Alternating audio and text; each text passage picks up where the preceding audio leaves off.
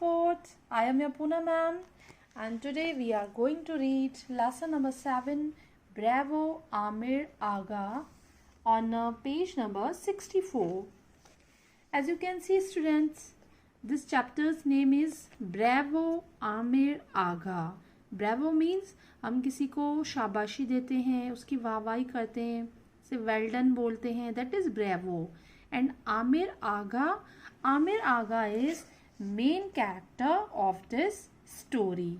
Okay, this story except from the kite runner. ये जो story है ये काइट रनर नॉवल से ली गई है. काइट रनर नॉवेल्स में से ये एक स्टोरी है, bravo Amir Agha. And this lesson is written by Khaled Hosseini in 2003. Okay, now before we start this chapter, let me see its new words. First word is triumphantly. Triumphantly means in a way that shows great excitement after a victory. आप इसे कह सकते हैं विजयी भाव. Means हम किसी चीज में जीत प्राप्त कर लेते हैं. जब हम जीत जाते हैं तो जो हमारी फीलिंग्स होती हैं जीतने की वो ही होती हैं triumphantly. Okay, second word is gash. Gash means a deep open cut, गहरा घाव. Okay, next word is dwindled. Dwindled means grew less in size, यानी कि कम होते जाना. Next word is havoc. Havoc means great destruction और damage, means तबाही या नाश होना.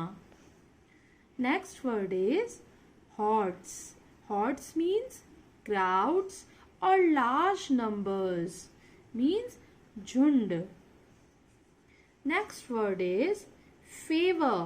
Favor means in support of somebody. किसी का पक्ष लेना, किसी की साइड लेना, that is favor. Next word is intoxicating.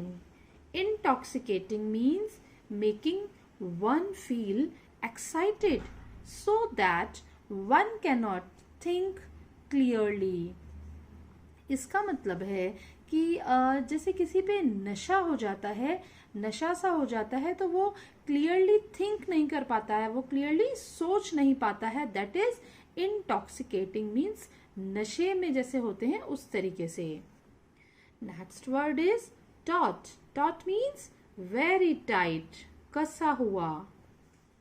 Next word is mantou. Mantou is a type of pastry. ये एक प्रकार की पेस्ट्री होती है. जैसे आप वनीला फ्लेवर लेते हैं, चॉकलेट फ्लेवर लेते हैं, इसी तरीके से मैंटू भी पेस्ट्री का एक फ्लेवर है. Next word is salvation. Salvation means the state of being saved from a sin, गुनाहों से मुक्ति.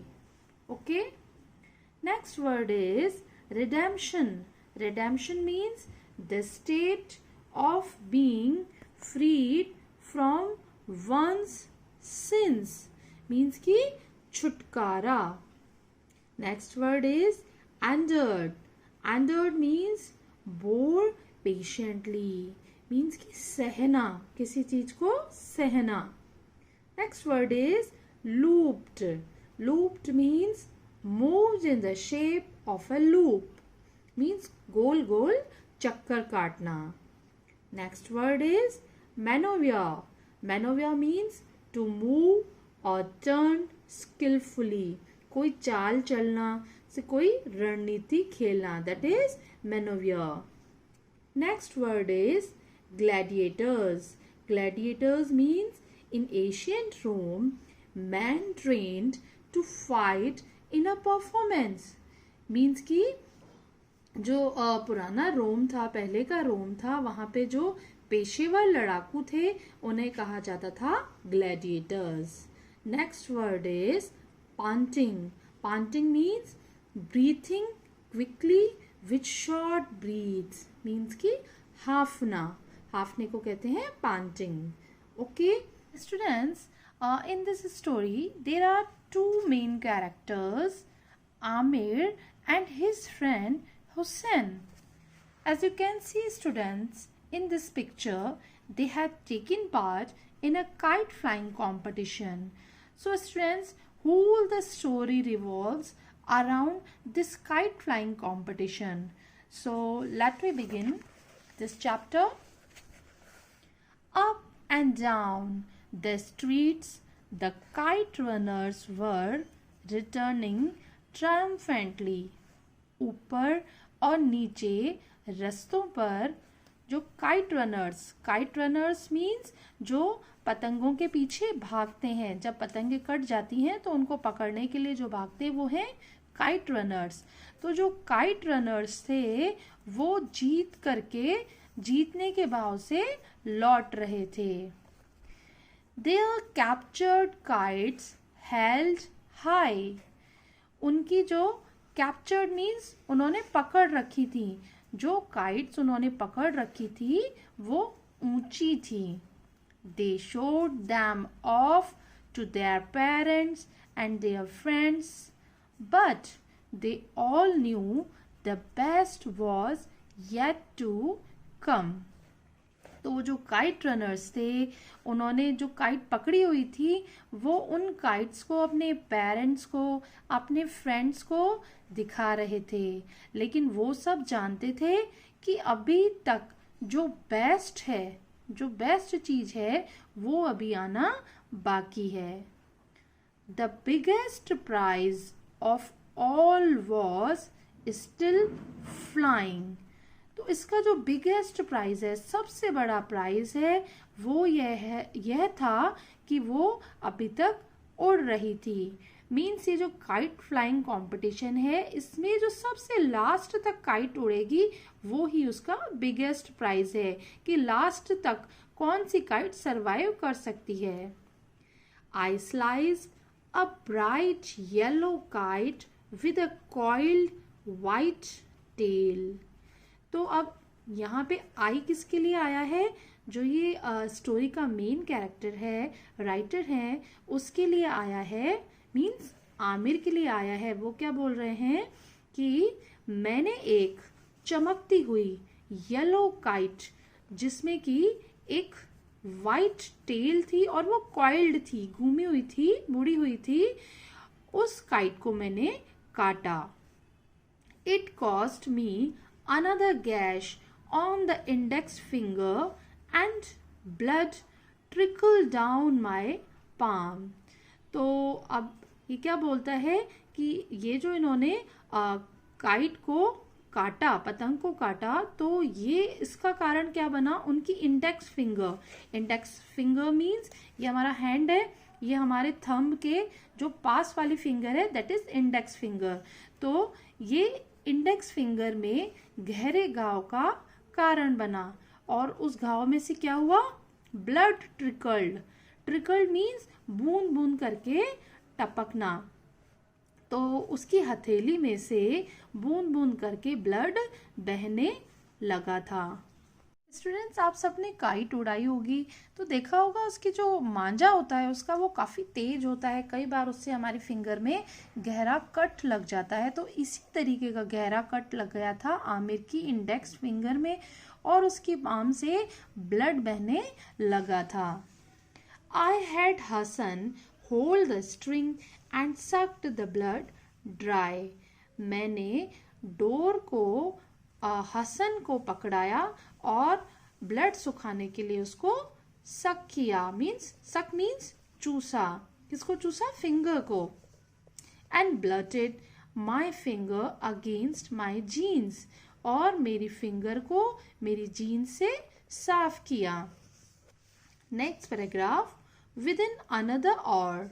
दूसरे घंटे के अंदर the number of surviving kites dwindled from about 50 to a dozen. तो दूसरे घंटे में जो उड़ने वाली काइट्स थी जो अब तक उड़ रही थी वो कम होकर के 50 से रह गई 1 डजन. 1 डजन मीन्स 1 डजन में होते हैं 12. I was one of them. मैं भी उनमें से एक था.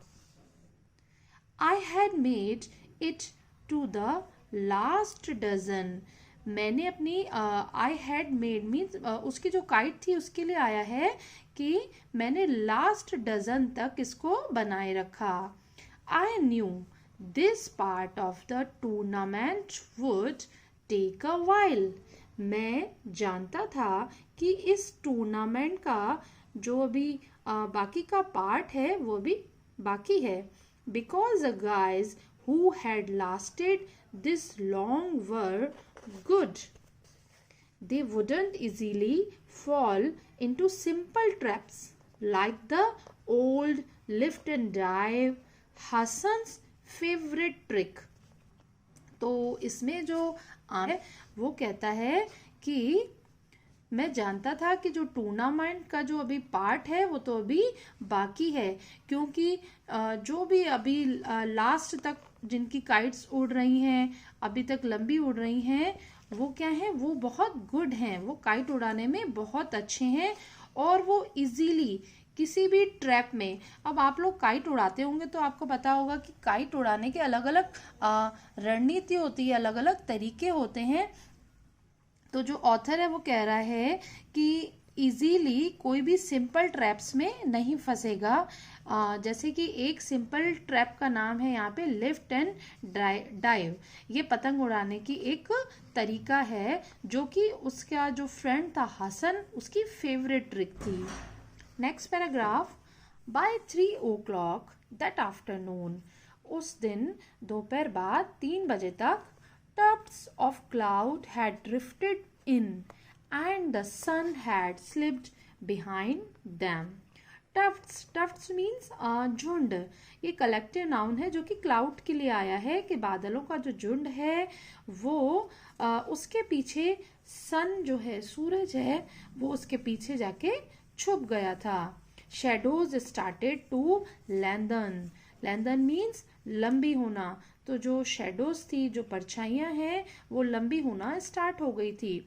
स्टूडेंट्स, आपने देखा होगा कि जब दोपहर का समय होता है तब उसके पहले तक हमारी शेडो है वो छोटी बनती है और दोपहर बाद हमारी शेडो लंबी बन जाने लगती है. तो यानी यहाँ पे आफ्टरनून हो चुकी थी, 3 बजे के बाद की बात बता रहा है, तो जो शेडोज थी वो लंबी होने लगी थी. The spectators on the roofs bundled up in scarves and thick coats. Spectators means दर्शक. ये जो फ्लाइंग कंपटीशन हो रहा है तो कुछ लोग तो कंपटीशन कर रहे हैं जबकि कुछ लोग हैं वो दर्शक हैं. तो उन देखने वालों के लिए आया है कि जो दर्शक थे उन्होंने अपने स्कार्व्स, जो भी छत पे खड़े थे उन्होंने अपने स्कार्व्स और जो उनके थिक कोट थे, मोटे कोट थे, वो निकाल लिए थे. We were down to a half dozen and I was still flying. तो अब जो है वो हो गया था हाफ डजन. जो काइट्स हैं वो कहाँ तक आ गई थी, हाफ डजन मीन्स कि 6 काइट्स ही रह गई थी. And I was still flying, और मैं अभी तक उड़ रहा था. My legs ached and my neck was stiff. मेरे जो पैर थे उनमें दर्द हो रहा था और मेरी जो गर्दन है वो भी अकड़ चुकी थी. स्टूडेंट्स, जब काइट उड़ाते हैं तो हमारी नेक को हमको ऊपर आसमान में रखना पड़ता है और खड़े खड़े पैरों में भी दर्द हो जाता है. तो इसी तरीके से आमिर बोल रहा था कि उसके पैर में दर्द हो चुका है और उसकी गर्दन भी एक जगह देखते देखते अकड़ चुकी है. But with each defeated kite hope grew in my heart. लेकिन जैसे ही वो किसी भी काइट को डिफीट करता था, काटता था, तो उसका जो हार्ट में, उसके दिल में जो आशा है वो और ज़्यादा बढ़ जाती थी. Like snow collecting on a wall, one flake at a time. तो उसके मन में जो और ज़्यादा होप उठती थी उसको किससे कंपेयर किया है, जैसे कि 1 फ्लेक एट अ टाइम, एक बार में हम फ्लेक मीन्स जो बर्फ का जो टुकड़ा होता है, जो स्नोफॉल होता है, उसमें उसको कहा जाता है फ्लेक. तो एक फ्लेक को हम कलेक्ट करें एक दीवार पर. जैसे कि फ्लेक को एक दीवार पे कलेक्ट करते हैं, उसी तरीके से उसके हार्ट में धीरे धीरे करके जो होप थी वो बढ़ती जा रही थी. So students, that's it for today. In our next class we will continue this chapter. Till then, read this chapter and bye.